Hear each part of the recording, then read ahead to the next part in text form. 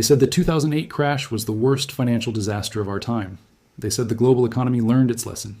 They said it couldn't happen again. But what if we told you that none of that is true? That behind closed doors, the most powerful institutions in the world have quietly built a financial time bomb, 100 times more dangerous than anything we've seen before. A market so vast, so complex, and so misunderstood that when it collapses, and it will, nothing will be safe. Not your savings, not your job, not even your country's currency. It's called the derivatives market, and it's worth more than $600 trillion. Most people don't even know what a derivative is, and that's exactly the problem. Because this shadowy market isn't just a sideshow, it is the hidden engine behind modern finance. And right now it's on the verge of a historic chain reaction, the kind that brings down empires, the kind that rewrites history textbooks, the kind that doesn't just hurt the economy, it erases it. So how did we get here? Why did the smartest people in the world build a house of cards this big? And what happens when it finally collapses? Let's rewind. The story of the $600 trillion market begins, ironically, with a fear of risk. In the 1970s, global finance was becoming too unpredictable. Oil shocks, inflation, the collapse of Bretton Woods. Investors needed new ways to protect themselves. So Wall Street gave them a tool, the derivative. In its simplest form, it was a bet. A financial contract that derived its value from something else.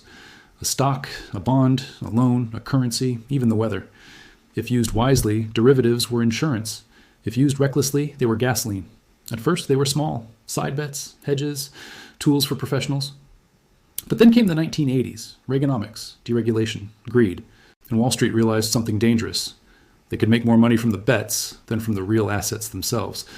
By the 1990s, derivatives weren't just part of the financial system, they were the system.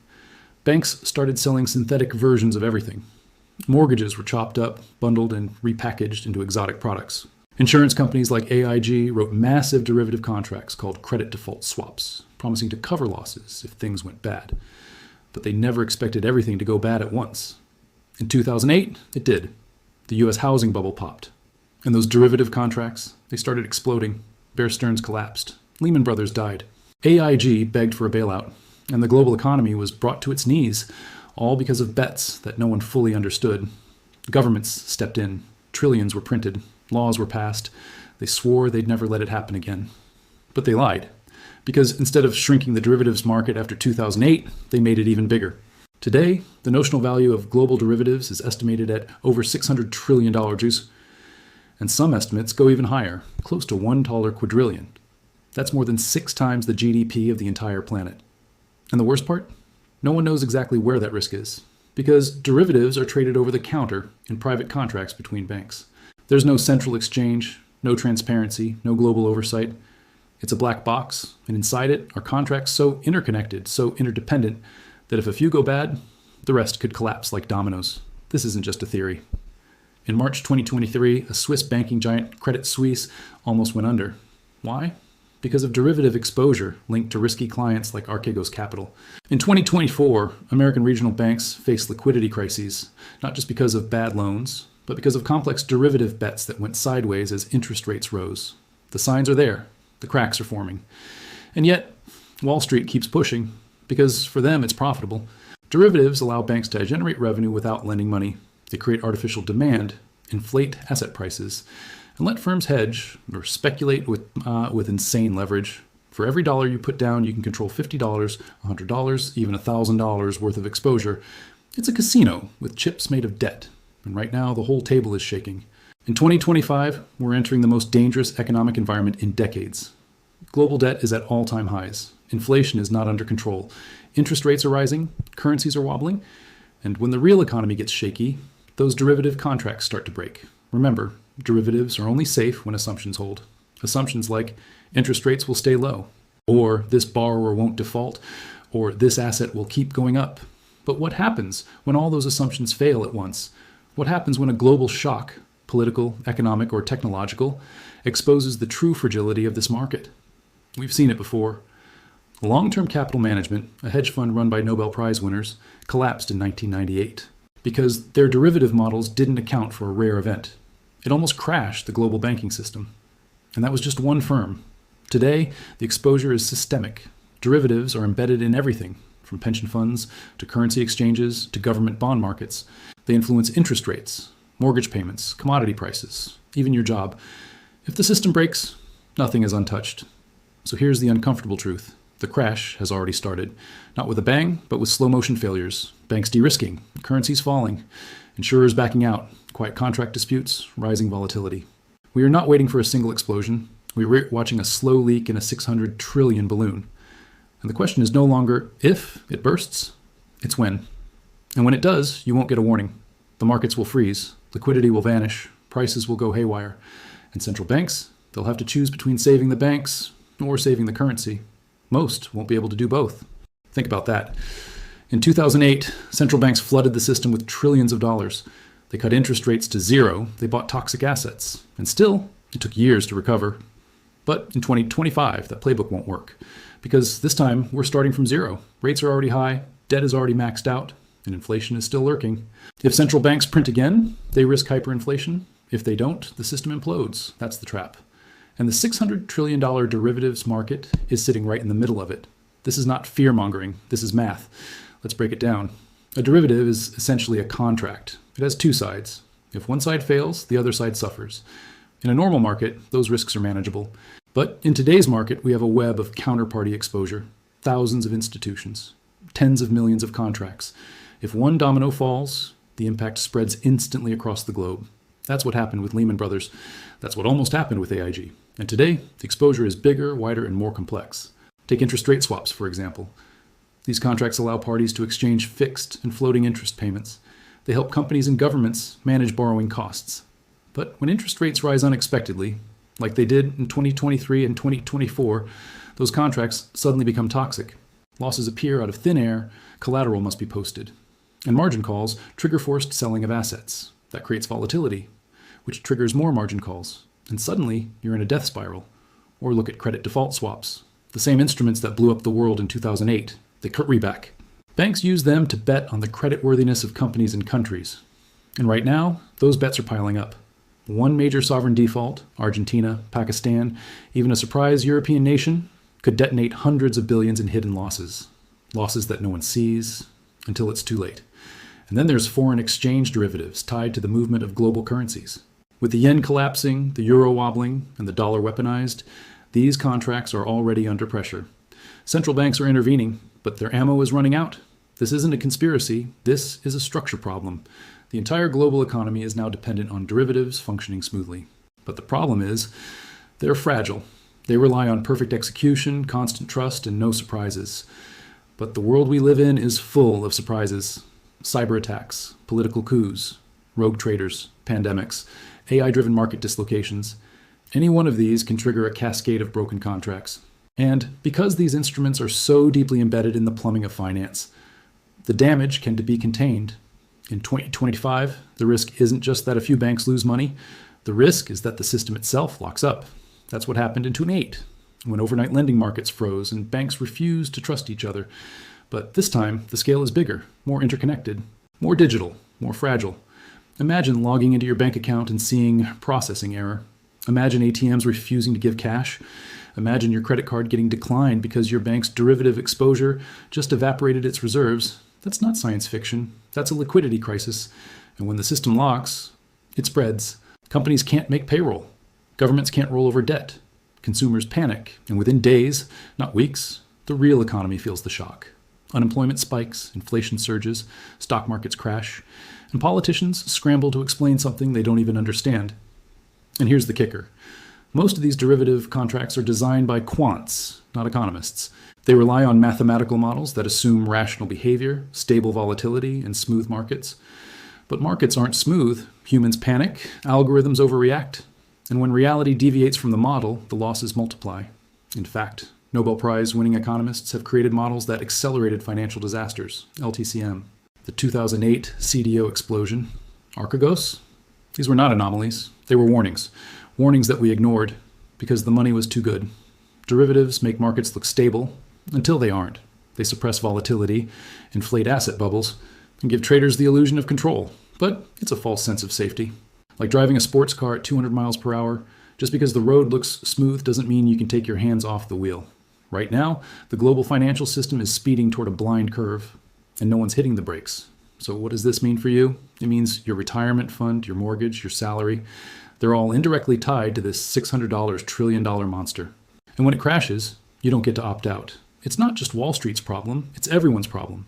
Because derivatives have infected every layer of finance, from your bank's risk models, to your city's municipal bonds, to your country's currency reserves. If one piece fails, they all feel it, and the world is not ready. Governments are distracted. Regulators are asleep. Central banks are out of options. And the average person has no idea what's coming, but you do. Because now you know the truth. The truth that the biggest risk in the global economy is not something you see on the news. It's something buried in spreadsheets, hidden in contracts, masked by jargon. But when it breaks, it won't be quiet. The $600 trillion derivatives market is the most dangerous bubble in human history, and it's ticking. Ticking beneath every transaction, every trade, every loan approval. It is not just a bomb.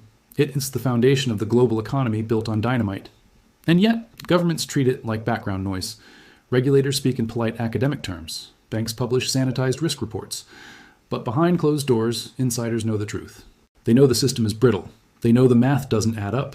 They know that even a minor disruption, a bank run in Asia, a political crisis in Europe, a cyber attack in America, could be the trigger event. And make no mistake, there will be a trigger. History guarantees it. No financial system in history has ever avoided collapse after reaching this level of complexity and leverage. The Roman Empire debased its currency into dust. The Spanish Empire drowned in silver-fueled inflation. The British Empire was undone by war debts and credit exhaustion. And the United States? It's now standing on the edge of the same trapdoor. Only this time, the trap is global. Every nation is entangled. Every bank is exposed. Every citizen is a participant, whether they understand it or not. Now imagine what happens when this global web begins to tear. It won't be clean. It won't be linear. It will be chaotic. Some banks will collapse overnight. Others will be silently bailed out in backroom meetings. There will be currency shocks, flash crashes, mass layoffs. Entire economies could grind to a halt as liquidity disappears and trust vanishes. And here's the haunting part. Because of derivatives' invisible nature, the collapse may already be happening right now, just hidden in accounting games, delayed settlements, and rehypothecated collateral. The first wave may not be a bang. It may be silence, a silence where transactions don't clear, a silence where contracts go unanswered, a silence where markets pause for volatility, but never unpause. That's how fragile it is. And what makes this even worse is that no one has a clean exit strategy. There is no easy unwind of a $600 trillion market. There's no magic button. Central banks can't just delete contracts. Regulators can't audit every deal. Politicians can't legislate trust. The system is too big to save and too complex to understand. That's why the story isn't on the evening news. That's why financial institutions won't talk about it. That's why the public remains distracted by inflation, politics, and social media. While the real danger grows in silence. So why hasn't it crashed already? Simple: momentum. Like a spinning top, the system stays upright as long as it keeps spinning. As long as confidence remains high, collateral keeps flowing, and counterparties keep believing, the machine works. But once doubt creeps in, once someone somewhere says no, the unwind begins. It happened in 2008. Bear Stearns was fine, until suddenly it wasn't. Lehman Brothers was invincible, until a single weekend erased it, and that was just $60 trillion in global derivatives. Now we're at 10 times that size, and the tools we used to stop the last crisis are already spent. The Fed can't slash rates to zero again without risking runaway inflation. Central banks can't print trillions without triggering currency collapses. Governments can't afford more bailouts without social unrest. The safety nets are full of holes, which means the next crisis won't be solved with money. It will be solved with sacrifice, with pain, with resets. We may see capital controls, bank holidays, emergency currency swaps, even debt jubilees. What we won't see is a return to normal. Because after a $600 trillion crash, there is no normal. There is only a new system, built on the ashes of the old one. And that's what the powerful fear most, not the crash itself, but what comes after. Because when the derivatives collapse, it's not just markets that break, it's belief. Belief in banks, in fiat, in globalization, in debt-based wealth. And when that belief dies, revolutions begin. Throughout history, financial collapse has always led to political turmoil. Breadlines become protests. Bailouts become battles. The people, once asleep, awaken with fury, and they start asking questions no banker wants to answer. Questions like, where did my money go? Why was I never told? Who benefited from this collapse? The answers, of course, are complex, but one truth remains: they knew. The insiders, the institutions, the policymakers, they saw the growth of the derivatives market. They saw the risks. They ran the simulations. And they made a choice. Short-term gain over long-term stability, because in their world, it's always someone else's problem, until it's everyone's. That's the moment we're approaching. Fast, quietly, inevitably. A convergence of risks, miscalculations, and blind faith in models that never deserve trust. And when it all snaps, when the 600 trillion shadow market finally breaks the surface, it won't be a correction, it will be a reckoning. A reckoning not just of money, but of systems, of trust, of ideology. Because the derivatives market was never about helping the real economy. It was about controlling it, packaging risk, selling complexity, and turning uncertainty into profit. But now, those profits have become liabilities. The complexity has become chaos, and the control, it was always an illusion. When the collapse begins, the first instinct will be denial. It's contained. It's just a liquidity issue, temporary stress. But beneath the surface, contracts will be breaking, collateral calls will be missed, and confidence, the one thing holding this house of cards together, will evaporate. That's the moment the spiral begins. Banks will stop trusting each other. Lending will freeze. The ripple effects will be instant. Stock markets will convulse. Real estate will lock up. And international trade, which depends on currency hedging and interest rate swaps, will grind to a crawl. Entire industries could disappear in weeks. Pension funds that rely on derivatives for yield will face insolvency. Insurance companies will choke on obligations they can't meet. Corporations that use derivatives to hedge currency risk will face massive losses. And governments, facing a firestorm from both the markets and the people, will scramble to restore order. But the tools they need, low rates, trust, political capital, are gone. And the people? They will want answers, but there will be none. Because the truth is, this system wasn't designed to be understood. It was designed to be profitable. Profitable for those at the top, for traders, for banks, for hedge funds. The ones who earned billions while the system swelled and will disappear when it bursts. The everyday person, however, doesn't get to disappear. They live with the consequences. Lost jobs, frozen savings, collapsing currencies, broken promises. Economic chaos doesn't trickle down, it crashes down. And when $600 trillion in bets start unraveling, no one is immune, not even governments. Because many sovereign nations, especially developing ones, are entangled in the derivatives web too.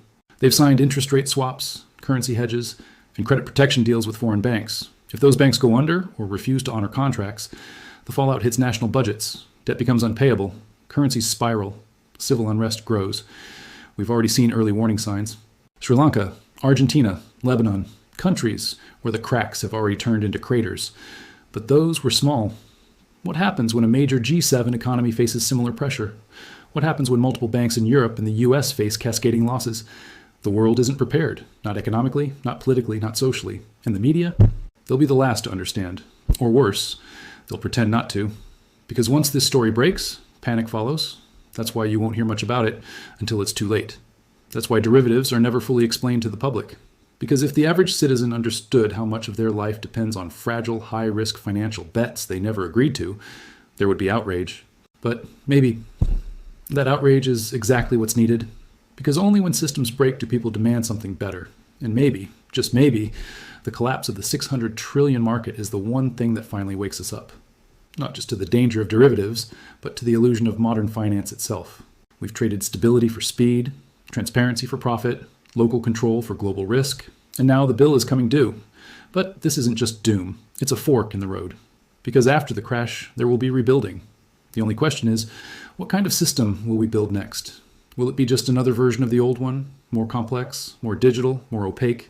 Or will we finally design something that values resilience over leverage, transparency over complexity, and people over profit?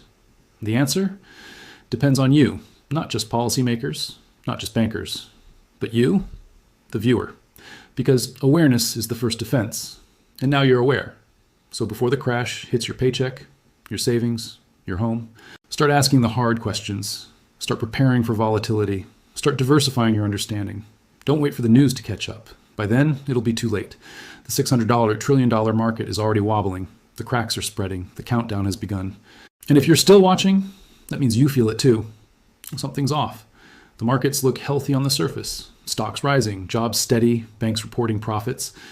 But underneath, there's turbulence, quiet defaults, shadow bailouts, frozen liquidity windows, and financial institutions hedging more aggressively than ever before, not because they expect growth, but because they're bracing for impact.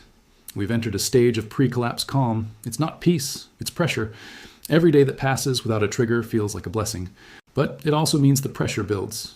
And with $600 trillion in derivatives straining that pressure valve, one spark, just one, can release chaos. So what could that spark be? A failed treasury auction? A sovereign debt default? A cyber attack on a clearinghouse? A major insurance provider missing margin calls? Even an AI algorithm spiraling out of control? The point is, it doesn't need to be big. It just needs to be unanticipated. That's how complex systems fail, not from the most obvious risk, but from the blind spot no one saw coming. And when it does, it won't matter how smart the models were. It won't matter how many degrees the traders had. It won't matter how confident the central banks are. Because derivatives don't ask for permission, they just detonate. And you'll see it happen in real time. The headlines will break fast. Liquidity crisis hits European banks. Major clearinghouse halts settlements. Dow falls 4,000 points in single session. Federal Reserve convenes emergency meeting. It will look like panic, because it will be. And within 72 hours, the global economy could lock up. The same way it did in March 2020 during COVID. The same way it did in 2008 after Lehman. But this time, there will be no virus to blame. No housing bubble. No obvious scapegoat. Only a question hanging in the air.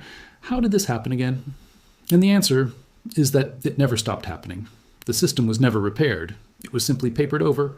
Trillions in liquidity injections, regulatory theater, a few sacrificial banks, and behind the scenes, the derivatives market kept growing. Today, it's not just Wall Street banks, it's pension funds, sovereign wealth funds, tech companies, insurance giants, and even retail platforms, all dabbling in exposure they barely comprehend. That's what happens when risk becomes normalized, when leverage becomes a feature, not a bug. And now, it's time to pay for it. But let's slow down. Let's not just panic, let's learn. Because inside this crisis is a rare opportunity, a chance to understand how power really works, to see the invisible mechanisms that shape our lives, not just money, but decisions, policies, narratives. We are all downstream of finance, and finance is downstream of trust. Derivatives break that trust, because they take the real world, homes, oil, labor, crops, and turn it into bets that are so large, so leveraged, and so interlinked that they can distort the very things they're based on. When prices of basic goods are influenced by the movement of derivatives, contracts in London or New York, you no longer have a free market. You have a synthetic market, driven by speculation, not supply and demand. And when that synthetic market collapses, the real world bleeds. You see it in gas prices, in food shortages, in housing bubbles, in wage stagnation. These aren't just random events. They're signals, symptoms of a deeper financial distortion. A distortion caused by $600 trillion worth of pretend contracts, affecting real lives. And still, most people remain unaware because derivatives are boring, they're complex, they're wrapped in acronyms, CDOs, CDS, IR swaps, options, futures, forwards, synthetic CDO squareds. They speak a language designed to confuse. But make no mistake, their impact is simple. They transfer risk upward. The profits stay at the top, the losses fall to the bottom. That's why 2008 hurt working families more than hedge fund managers. That's why inflation today punishes the poor more than the elite. That's why the next collapse will be felt first and hardest by those who did nothing wrong, because risk has become a business. And like all businesses, it seeks profit, not justice. So what do? How do you prepare for a crash of this scale? You start with awareness. Understand the system, follow the cracks. Don't assume that they have it under control, because often they don't. Then diversify, not just your assets, your knowledge, your income streams, your expectations. In a fragile system, resilience is power. And most importantly, stay alert, because the $600 trillion market that's been growing in the dark is about to face the light. And when that light hits, it won't be kind. It will reveal the tangled mess of obligations, the overlapping bets, the multi-trillion-dollar exposures that were built on trust alone. And when that trust fails, there's no spreadsheet, no model, no bailout big enough to stop what's coming, because you can't reprice trillions in risk overnight. You can't unwind contracts that span continents, banks, governments, and corporations all in real time without breaking something. In fact, you'll break everything. That's the paradox of derivatives. They were meant to hedge against risk. But when they become the system itself, the hedge is the risk. And now, we live in a world where risk is amplified, not minimized, by the very tools we created to protect against it. The tail now wags the dog. It's why commodity prices swing wildly when a hedge fund sneezes. Why your mortgage rate is tied to interest rate swaps you've never heard of. Why a bank collapse in Switzerland can shake stock markets in Asia before you even finish your coffee. This is financial globalization at its most extreme. And while it gave us efficiency, speed, and short-term profits, it took something in return: control. We no longer control our own systems. They control us. They are too big, too fast, too automated, and the people managing them, they're just trying to keep up. Making bets on top of bets, hoping the models hold, hoping the data behaves, hoping nothing unexpected happens. But something always does, and that's when the dominoes fall. It starts with small defaults, clients failing to meet margin calls, institutions delaying payments. Then comes the temporary pauses, the halts in trading, the liquidity adjustments. Then come the emergency press releases, the coordinated statements, the late-night meetings, and finally, the realization that no one is in control anymore. That's what a derivative-driven collapse looks like. Not a loud crash, but a quiet freeze, an economic heart attack.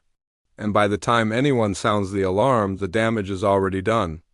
Just like in 2008. Just like in every major financial panic in history. Only this time, it's global. And the stakes are 10 times bigger because $600 trillion is not a number, it's a weapon. A weapon of mass disruption, and the people holding it aren't evil. They're just incentivized to chase yield, to manage risk. To satisfy shareholders, they're doing their jobs, but the job itself has become suicidal. And so we drift toward a reckoning that everyone sees but no one stops. Why? Because stopping means sacrifice, regulation, slower profits, more transparency, less leverage. And no one in power wants that, not until the system breaks on its own. And when it does, they'll act shocked, but you won't be. Because you were watching, you understood, you saw the signs, and you prepared. And now, the only question is, what comes next? 3 takeaways. First, never trust a financial system that relies on infinite growth, infinite debt, and infinite complexity.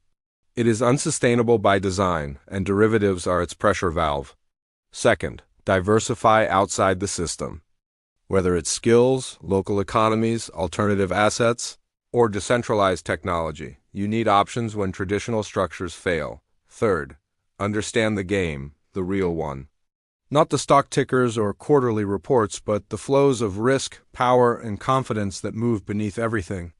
Because once you see the system, you're no longer a victim of it. A final warning. The $600 trillion market won't warn you before it breaks. It will happen fast, silently, without mercy. And when it does, your best defense won't be money, it will be clarity. So stay informed, stay ready, and stay connected. This is not the end of the world, but it may be the end of this version of it. And what replaces it is up to all of us. You're still here. That means you're paying attention. Good, because now we go deeper. You see, this collapse isn't just about numbers or charts or contracts. It's about structure, the very skeleton of the global financial system. And that skeleton is rotting. Let's peel back the curtain. The derivatives market didn't just grow to $600 trillion. It was engineered. Piece by piece, trade by trade, financial engineers built it to mimic stability, to offload risk, to smooth volatility. But in doing so, they created something far more dangerous than chaos. They created the illusion of safety. And that illusion let banks take risks they'd never take otherwise. Imagine this. You lend someone $1 million and they promise to pay you back. But they have taken out insurance in the form of a derivative. If the borrower defaults, someone else pays. Sounds smart, right? Until you realize that someone else has made the same promise to 10 other lenders. And if more than a few of those loans go bad at the same time, that insurance company is toast. And suddenly, nobody gets paid. That's what happened in 2008 with AIG, but now it's on steroids. Banks, hedge funds, even pension funds are sitting on layers of exposure. Most of them believe they're protected, but many of those protections are just promises. Unregulated, unverifiable, off-balance sheet promises that only work if nothing else breaks. And in 2025, a lot of things are breaking. Let's talk interest rates. In the last 2 years, central banks have aggressively raised rates to fight inflation. That's bad news for anyone holding long-term debt, but it's catastrophic for interest rate swaps, one of the largest derivative classes. Why? Because the contracts were priced under the assumption that rates would stay low for decades. Now, those assumptions are trash, And the losses are massive, but no one's talking about them yet. Because many institutions are sitting on unrealized losses. They're waiting, hoping the Fed pivots, hoping rates fall. But what if they don't? What if inflation spikes again? What if the bond market seizes up? That's when the books are forced open. That's when the margin calls come. That's when the dominoes start falling. And derivatives don't fall neatly. They entangle. One counterparty goes bust. That triggers 10 others, which triggers 100 more. It's a web, and every thread is electrified. Let's talk currency derivatives. Most global trade today is hedged. That means contracts are in place to stabilize exchange rates. If the dollar weakens, a company gets paid back the difference. If the euro spikes, another gets protection. But all of it depends on counterparties being liquid and solvent, and right now, many aren't. Japan's yen is collapsing. Europe's energy crisis is draining reserves. Emerging markets are defaulting left and right. These aren't isolated problems. They're linked through currency swaps, options, and forwards, all hidden in opaque contracts. If even a few major players fail to deliver, the chain reaction will be brutal. Let's talk corporate debt. Since 2009, U.S. corporations binged on cheap money. They issued trillions in bonds. And to manage risk, banks wrote derivative contracts against those bonds, credit default swaps. Now, as companies face rising rates and shrinking profits, default risk is rising. And guess what? The holders of those derivatives, the sellers of protection, are sweating. Because if companies start defaulting en masse, those derivatives go from paper profits to real liabilities. And if those sellers can't pay, system shock. It's not just banks. Pension funds are exposed. Insurance companies are exposed. Even small municipal governments trying to hedge bond risk are exposed. And they're all depending on counterparties to be solvent. But nobody knows who's solvent anymore, because in the $600 trillion derivatives market, transparency is non-existent. That's the dirty secret. These contracts aren't traded on public exchanges. They're over the counter. That means private, unregulated, between two parties, no oversight, no central clearinghouse, no universal reporting. You don't indeed know who owes what or how much risk they really hold until it's too late. That's why 2008 felt like a surprise, and that's why 2025 could be worse, because this time we don't even know where the bodies are buried. But we will. When prices freeze, when counterparties default, when banks refuse to settle trades, that's when the reality will be exposed. And by then, the collapse will already be accelerating, because derivatives aren't just linked to each other, they're linked to everything. They're linked to your mortgage, your retirement, your national currency, even your food supply. Think that's an exaggeration? Think again. Commodity producers, from oil to wheat to fertilizer, hedge prices using derivatives. Airlines do it. Farmers do it. Energy companies do it. The contracts are supposed to stabilize prices. But if the financial institutions backing those contracts collapse or refuse to pay or default themselves, chaos erupts. Suddenly, prices don't stabilize. They spike or vanish. Deliveries stall, credit lines freeze, producers can't afford fuel, can't pay suppliers, can't ship inventory. Supermarket shelves go empty, not because of war or weather, but because of failed derivative contracts halfway around the world. That's how fragile this is. We live in a world where invisible contracts determine the price of gas at your local pump, the rent you pay, the groceries on your shelf. And the moment confidence in those contracts breaks, reality breaks with it. Still not convinced? Let's take it a step further. The very currencies we use, the US dollar, the euro, the yen, all rely on trust. That trust is reinforced by central banks. But central banks rely on the stability of markets, and markets rely on derivatives to function. If the derivatives market implodes and central banks can't contain the fallout, currencies will spiral. In 2025, that risk is real because central banks are trapped. Raise rates too far, risk collapsing over-leveraged banks, pension funds, and governments. Cut rates too fast, reignite inflation, and destroy currency credibility. Print money again, trigger a confidence crisis in fiat itself. The tools are exhausted, and the consequences are compounded. Meanwhile, regulators are years behind. Post-2008 reforms like Dodd-Frank and Basel III were watered down. Promises of transparency vanished. Banks found loopholes. Derivatives moved offshore into the shadow banking system, beyond the reach of even the most powerful regulators. It's not that no one saw this coming, it's that they chose not to stop it. Why? Because the profits were too good. Wall Street makes billions per year trading derivatives. It's one of the most lucrative businesses in finance. Market makers skim spreads, traders pocket bonuses, banks inflate earnings. CEOs get paid. Everyone wins until everyone loses. And when they lose, the pain gets passed down to you, to workers, retirees, students, homeowners, citizens, the ones who never signed those contracts but will suffer their collapse all the same. That's the great injustice of the $600 trillion market. It privatizes gains and socializes losses. You didn't ask for exposure, but you've got it. You didn't make the bets, but you'll pay the price.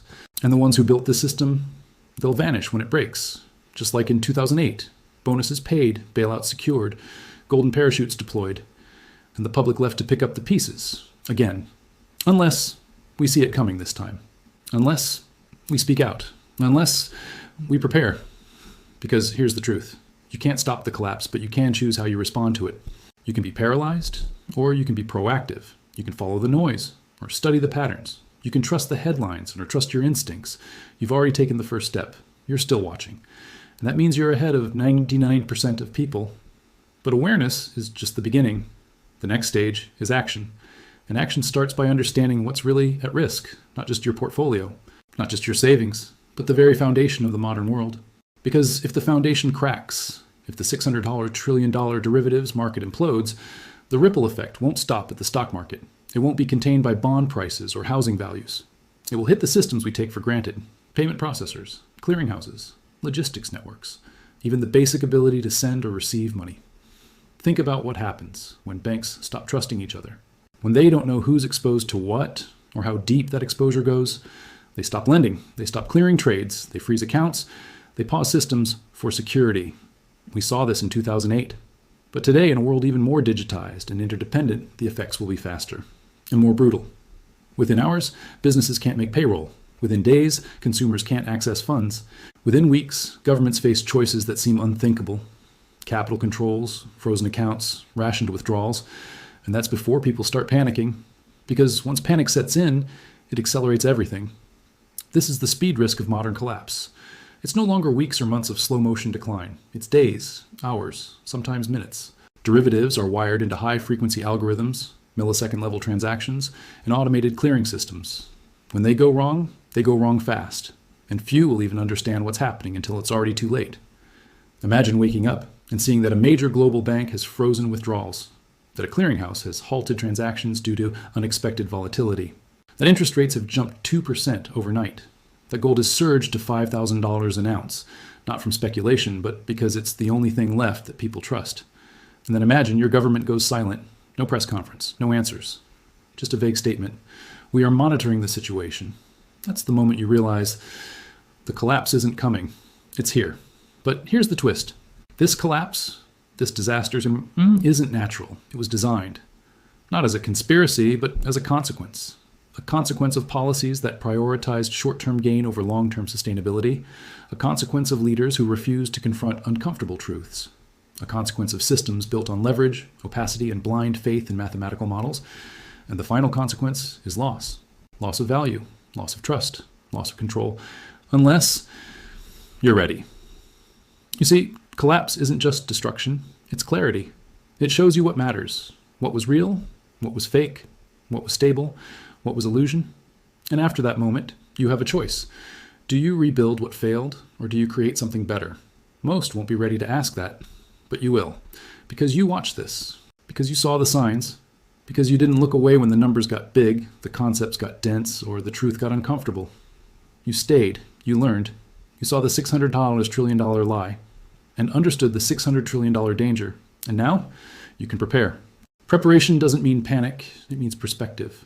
Perspective on what matters, perspective on what's coming, perspective on how to protect yourself and those around you when systems fail and institutions go silent.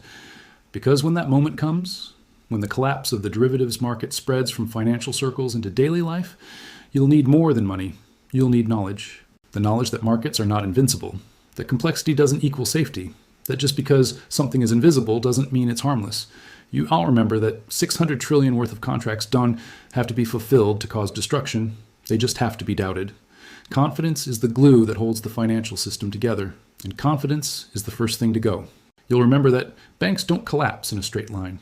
They teeter, they stall, they deny, delay, obfuscate, and then they vanish. You'll remember that in 2008, one weekend erased over a century of financial credibility, and the Monday that followed changed the world. You'll know that in 2025 that Monday could come again, and you won't be surprised, because you'll have seen the red flags. The ballooning notional value of OTC derivatives, the fragile counterparty chains stretched across institutions, the skyrocketing credit risk as debt loads peak and growth stalls, the cracks in currency stability as global trust frays, the sudden losses from interest rate, shocks, liquidity gaps, and broken models. You'll understand that this isn't just a financial story. It is a human one. Every contract that defaults has a consequence, a job lost, a pension delayed, a mortgage denied, a dream crushed. This is what financial collapse looks like on the ground. Not numbers, but faces. And when the derivatives market fails, it will not discriminate. It won't care how much you understood, or how hard you worked, or how good your intentions were. It will just collapse. Because that's what complexity does when trust runs out. And if you've been listening, you already know the system won't warn you. It'll just stop working. Suddenly, brutally, silently. And only those who are watching will understand why.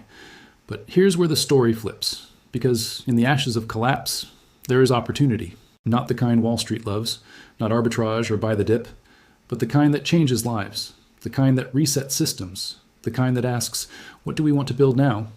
And that's the question only you can answer. Because the $600 trillion market that's about to implode, it was never meant to last. It was built in the shadows. And things built in the shadows don't survive the light.